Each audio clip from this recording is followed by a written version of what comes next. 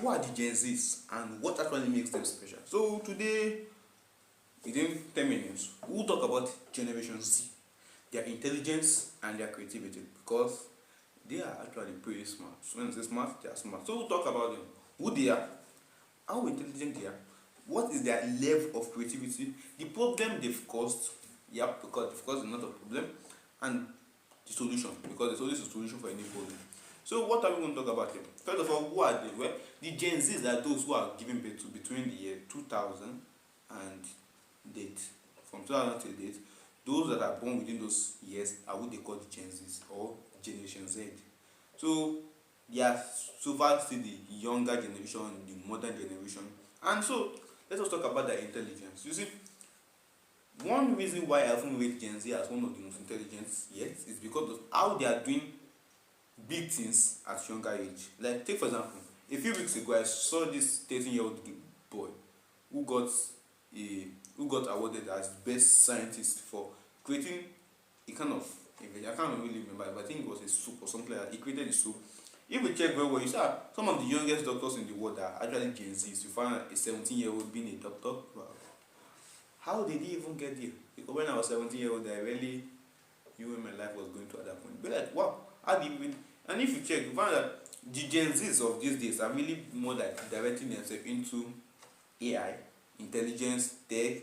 They are actually the smarter ones compared to, I'll say, let me use the word our parents. Yeah, compared to our parents who were giving birth to 1999 and above. Those are the Generation Z, those are Generation Y, Generation X. They are more like the older generation. But from 2000 to date, those are the younger generation, and they are pretty smart. Because take for instance, if we check nearly all tech companies, take for example Google, Apple, Microsoft, OpenAI, you find that most of their employees are more like those that are within that time frame, within that year 2000 to 2024, or within that year 2000 to 2024. Most of the employees are just those that are within the 23, 24, and even those that are older than that, that they are just more like, maybe okay, they were born maybe in the 1990. They are not like those that are born maybe like in 1970 or stuff like that. They are more like, they say more like a time frame, because now those ones are smarter. They can adapt easily. They can do things in a much more smart and creative way. They are still young, so they can think faster and do more things. They can do a lot in a shorter time, so they are more likely to be employed than those that are born older. And when it now comes to their level of creativity, you see they are really creative. Take for instance, if we check most of the YouTube channels now on YouTube, find that they are owned by younger people that are in this Gen Z generation. Yes, if you check out most things that are going on around the world, they are owned by younger people, those that are within the Gen Z generation. But the only problem I would say, okay, the only thing I know, okay, belongs to the older generation when it comes to when you talk about wealth. You see, people like Elon Musk, Bill Gates, Sergey Brin, you find that those are the older ones, not because they did something special or anything like that. It's because more like they've gathered their accumulation of wealth earlier on. Like now that wealth is, I won't say it's difficult to earn or difficult to get, but it's more like in a tough position compared to what they had back then. And though it's really impressive, because when we talk about the level of creativity of Generation Z, the level of creativity of Generation Z is so amazing, so it's not that it can't be compared to what we talked about there. Okay, take for example, I saw a picture a few days ago. They talked about a storage device, and based on how things are changing, they talked about storage device in 1985. The storage device in 1985 was, I'm sure that they could fit like 7 or 12 of me into that box. Just a 5 kilobytes device. 5 kilobytes, not megabytes this time. 5 kilobytes. It was as big as, I don't know, it was very big. They could fit like 12 of me inside.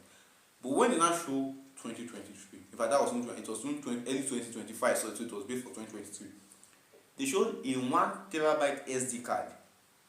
It was about this size. 1 terabyte.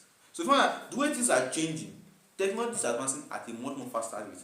So the way technology is advancing at a much more faster rate, those that the technology is also developed for is also, they are also advancing at a much more faster rate. Take for example, if a new iPhone comes out, iPhone releases a phone every year. If a new iPhone comes out, the chance of a Gen Z to switch from that iPhone to from his older iPhone to that latest one is more like 85% chance, yeah, 85% for them to switch from the iPhone 15 probably to the iPhone 16. Is more than a more higher chance there than your parents. My dad used a Nokia 1 for about 4 years until the screen had to crack itself. Like it did not fall, the screen had to crack automatically, and before he gave up the phone. I was really, really shocked. Then he passed it down to me. I could not just reject it because it was my father, but I just like, yeah. Okay, I held the phone until I waited for my own because it was, he used it to the point of the phone was getting tired. That's the older generation. But for the younger generation, as I am, if a new phone comes out, I'm getting it, I displace my older phone. That's it for me. But for the older generation, no. And then what are the problems they cause? Well, the problem are, there's not a specific problem actually. I'm not going to discuss anything like too deep. But the problem I know are okay. Generation Z, of course, is more like when it comes to a little bit of laziness. Take for example when ChatGPT comes out, most students are to agree that yes, ChatGPT was what they were using for their assignment compared to those in the older generation whereby everything that they did was their brain. And for instance, in Nigeria, yeah, there are some exams that we'll be doing to enter into uni. One thing I've found out is that most of our parents, especially when I'm doing their past questions to get the exam solved, one thing I've noticed is that they don't, the exams that they did in the older years are much more harder than those that are doing now. Because say for example, there's an exam called JAMB, JAMB. Once you are doing that exam, in during our father's time, okay, let's say around, in fact, even around 2005, 2006, the highest score that people were having then was like, okay, if you have 250 over 400, man, you are a genius. If you have 270, you are a big genius. But compared to 2023, I saw someone who had 250, who had 356. People are having like 360, people are having like 313, like as if it was a normal thing. But compared to those in the other generation, whereby they have to use their brain and still use someone who will be able to score more like 200 because of how difficult it was back then compared to how simple it is right now. And despite the fact of how simple it is right now, the only thing I'm going to say the Gen Zs also do have advantage of over them is that one, we humans are evolving.